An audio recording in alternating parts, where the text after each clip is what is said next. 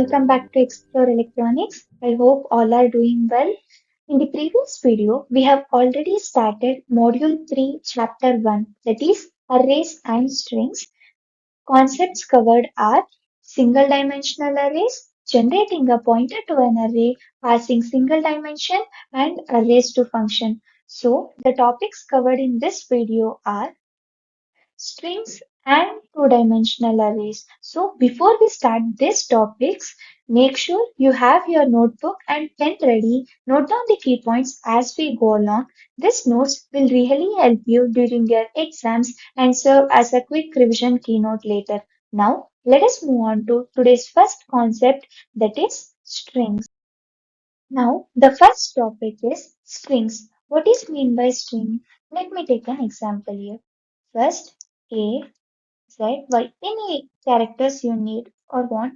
Here, this we call it as characters. Characters are represented by using a single quotes. When we combine these characters into a one form, that we call it as strings. Let me take it here an example, that is program. Here it is a collection of characters that we call it as strings, and strings are represented by using a double quotes. Here in this slide I have given, that is how the string is related to an array, means how we are going to store a string in an array. Firstly, in C, a string is a null terminated character array. Thus, a string contains the character that make up the string followed by a null. The null terminated string is the only type of string defined by C. Here, a string in C ends with a null character. Now, let me take an example. Now, this is called as string, right? Now, we want to store this string into an array. For that, what size we want to take? Now, let me define that. This is a string array name. Sorry, this is an array name. And here, I want to mention size of an array. Now, can you tell me what size should I mention here? Now, here the number of letters are 1, 2, 3, 4, 5, 6, 7. Right? Here, the total number of characters are 7. Now, what I have to write here? Size. Yes, you are absolutely right. Now, I want to mention here 8. Because as I said, string always characters, the number of characters plus 1. That is the size of an array for the string. Here, A of 8 I want to mention. Here, A of 8 means this size of an array. Let me show here in an array representation. Here, 2, 3. Here, I want to store program. In a program is a string, I want to store in an array. Here, all the characters are shown, but string, remember, string always ends with a null character. So, plus 1 we have to do. See, this is how the program word stored in an array form. That's what we are given. To store 10 characters, we have to take the size of an array as 11, as null character is included in an array. But when you write the string like in this form means including double quotes. In that case, we no need to mention any null character at the end because the compiler automatically adds null character at the end. You don't need to add it yourself. Okay. Now, C supports a wide range of functions that manipulate strings. The most common listed are these things. Okay, let us go one by one. The first one is string copy. Copy, it acts like the function is copy and paste. It copies from S2 and pastes it in S1. Okay, this is the function of string copy. Here, then the next one is string cat. String cat means string concatenate. Here, it concatenates S2 onto the end of S1. For example, let me take an example. That is Raj is a one string. This is S1. Then Mohan. This is S2. Okay. Though these are two different strings, but when we use the function called string cat, here if we combines these two strings and we will get an output as Raj Mohan. I'll write it in a short form. Raj Mohan. This is a function of string concatenate. Concatenate is nothing joining of two different strings. The third function is string len. Here it returns the length of S1. Here this is string, right? What is the length of the string? 3. It returns the length of string. And here the length of the string is 5. This is a function of string length. And the fourth function is string compare. Here it returns 0 if S1 and S2 are same. Less than 0 if S1 is less than S2. Greater than 0 if S1 is greater than S2. Here string compare. The word itself says it compares two strings. And next one is strchr, that is string character. It returns a pointer to the first occurrence of ch in S1. Here string S1, S2. It returns a pointer to the first occurrence of S2 in S1. Let us understand this too with an example. Here the first one is string char. The first one will be string and the second one will be character. Here it mainly targets on a single character. Okay. Here as it is only mentioned CH, it mainly targets on a single character. For example, I'll write here. Let me take hello. This is a word. Now I want to know the position of E. Yes, or else I want to find E in a string hello. During that time, we will use this function. Find find the first E in the word hello. Fine. And tell null nominator. It considers the null byte 0 as the part of the string. This is an important point. It also considers null character. Fine. Here string. The word itself says here the main target is string. Okay, let me take this as an example here. I can't write full sentence no. I'll just put it an arrow mark over here. Here this is a sentence. Is a collection of strings. Now here I want to find out first R in a collection of string ARER. During that time I will use this function. Here it returns a pointer to the first occurrence of S2 in S1. This we call it as function of str and str, that is string and string. That's it excludes. And the main thing is I forgot to say sorry. It excludes the null terminating character. It don't consider null terminating byte from the search sequence. Here it considers null characters. Here it don't consider a null character. And here it concentrates in this one string character. Here it concentrates only on a single character, but concentrates on a string, a particular string. Fine. I hope you all got. Now, this function uses the standard header string.h. The following program will state the use of this string functions. In the previous slide, we have discussed already all the functions, the strings functions. Now, let us see how it is implemented in the program. Here, first, as I said, before using the functions, that is string compare, string len, whatever, we have to mention first string.h in an header, standard header. That's what we have mentioned here. Now we have taken two strings S1 and S2. The size of the strings are the S1 size is 80 and S2 size is 80. Next, for length, to print length of a string, I want to use string length. Here string comparison to compare two strings. Here they have taken string compare and here string concatenate. Joining of two strings. Here string copy and here string character and here is string. Hi there. In this I want to find hi. So printf found hi. In this The main concentrate is character, a single character. So in hello string, I want to find out E. So E is in hello. I think you got the difference. This is a program example where we have used all the functions of string.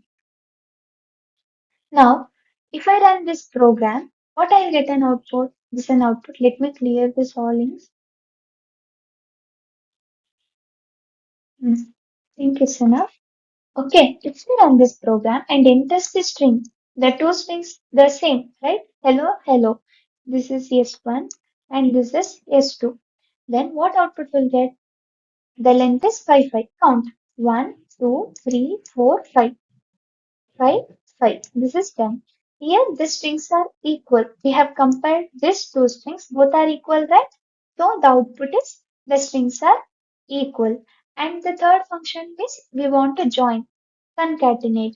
So we have concatenated two strings. That is hello, hello. And then one is string copy. What I have to copy? This is a test. Copied, right? This is the test. In the next function is string character. As I said, it only concentrates on a single character. Here I want to find E. So what I want to print E is a hello. And the last function is string from I. Remember, string compare returns false if the strings are equal. Be sure to use logical operator to reverse the condition as just shown if you are testing for equality. Okay? The next concept is two-dimensional array, or in a simple manner, 2D. Okay, 1 minute. Ah, in a simple way, 2D. See, suppose multi-dimensional array, but the most commonly used type of array is two-dimensional arrays. To declare two-dimensional array D of size 10, 20, you would write int D 10, 20. Here int is a data type and D is a array name and 10 and 20 are the dimensions. It is one dimension and it's second dimension. Similarly, suppose now I want to access point 1 and 2 or array D. D is the name of array, right? Now, during that time, we want to use D1, 2. This thing. Okay, now let us understand this with an example.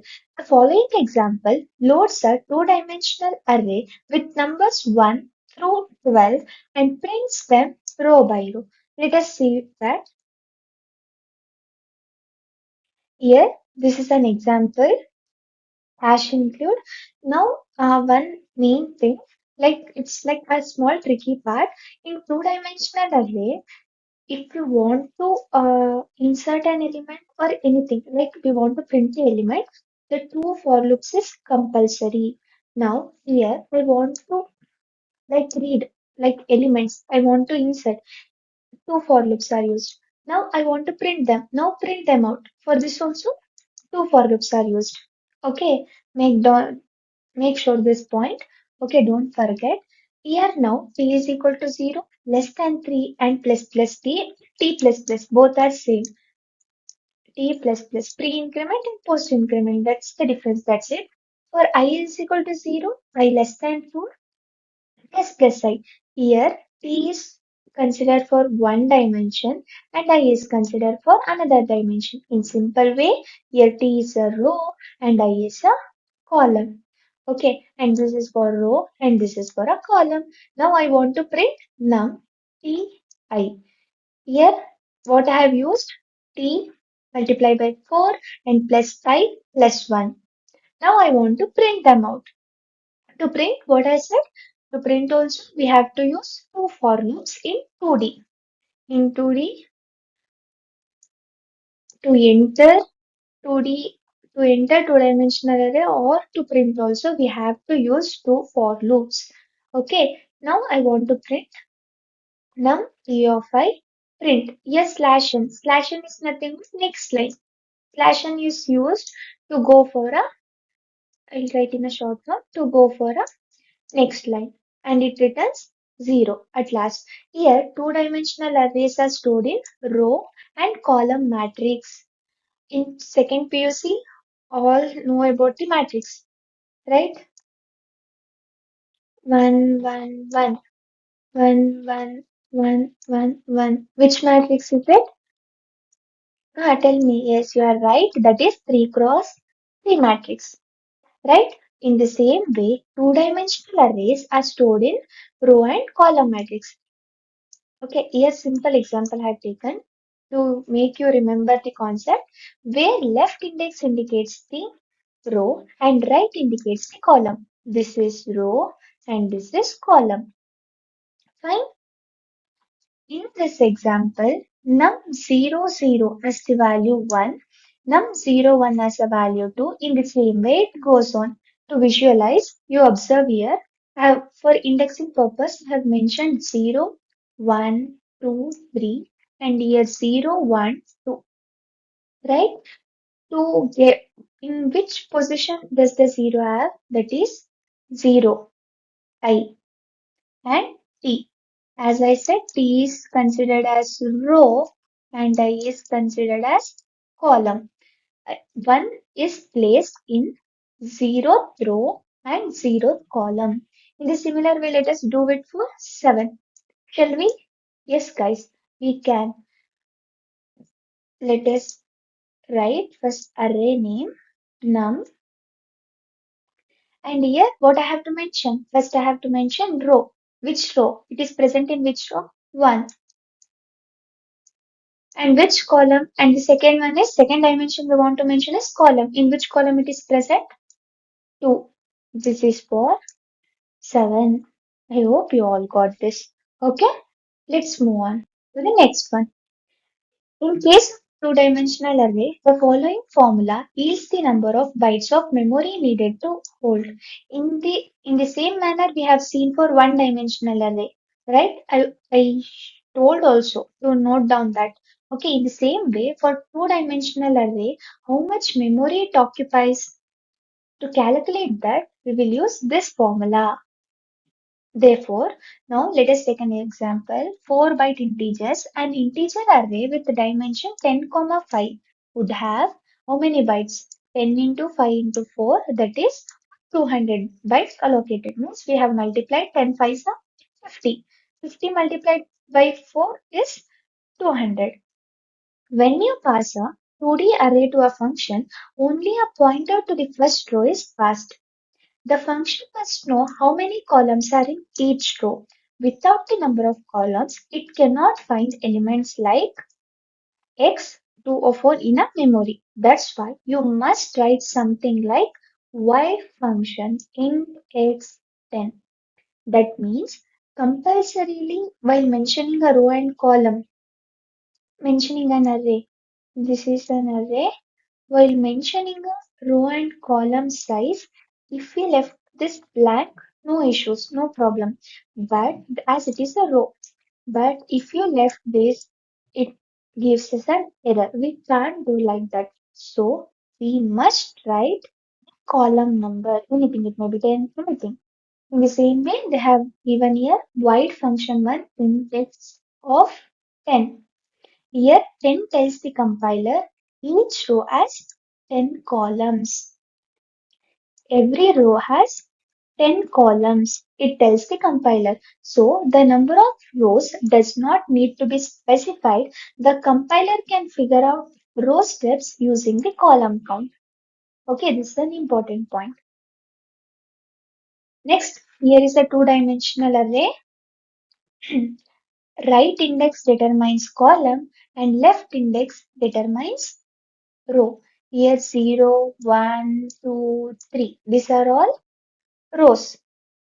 Now here the 0, 1, 2, these are all columns. It's like general or a visualizing view of two-dimensional array. Now let us go with program.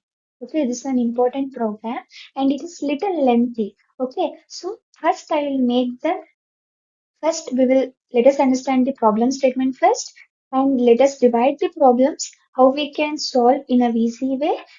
But last, we will go for official program. Okay, the problem statement is The following program uses two-dimensional array to store the numeric grade for each student in a teacher's class. The program assumes that the teacher has three classes and the maximum of 20 students per class. Notice the way the array grid is accessed by each of the function. Now let us go with program explanation. Now the first question is what the program does. This is the first question. It stores the answer is it stores the grade for students in multiple classes. Okay, let me change the color. Mhm. It is perfect. It stores the grade for students in multiple classes. Okay, the program does. What does the program do? It stores grades of a student in multiple classes and it uses two-dimensional array. And here the teacher enter grades, display grades, quit the program. This is the main function. First, we need to enter a grade and we want to print that at the end of the program.